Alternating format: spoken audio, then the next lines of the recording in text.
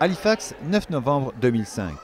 À la gare Vieirail, entre ceux qui se cherchent et ceux qui se sont retrouvés, nous rencontrons Harold Martel, 80 ans, ancien de 39-45.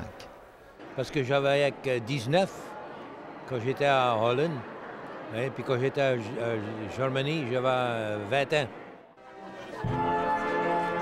60 années plus tard, M. Martel est l'un des 125 anciens de la Deuxième Guerre mondiale et de 300 anciens combattants au total, tous en route pour le jour du souvenir 2005 à Ottawa. Tous à bord du train Océan, une initiative née d'une rencontre entre employés de Vieirail et un groupe d'aînés. On s'aperçoit que les gens sont sur le rebord des tracts de chemin de fer, en train de saluer le train, d'une part parce qu'ils savent que c'est le train de la journée du souvenir, mais aussi parce que c'est un train qui est tellement long qu'ils ne sont pas habitués de voir un train de cette longueur-là. 33 wagons aujourd'hui, alors qu'ils n'en comptent normalement que 14. Mais pour ces anciens militaires, c'est l'heure de la popote, avec déjeuner chantant et inspiré par les mets qui étaient populaires dans les années 40.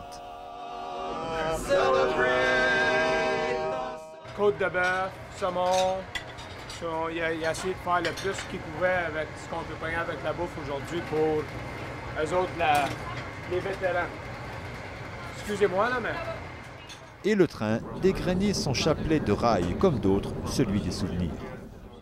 Submarine patrol from Gander. Borden Sanford se souvient des sous-marins allemands qui approchaient de Terre-Neuve. Et Sherman Rice de ces femmes de Rotterdam à la tête rasée pour avoir aidé les nazis.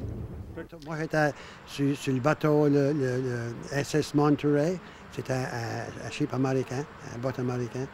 Et puis le Santa Helena qui était sur Calais. C'était justement pas loin de Gibraltar. Not a whole lot, just good times, right? Very young.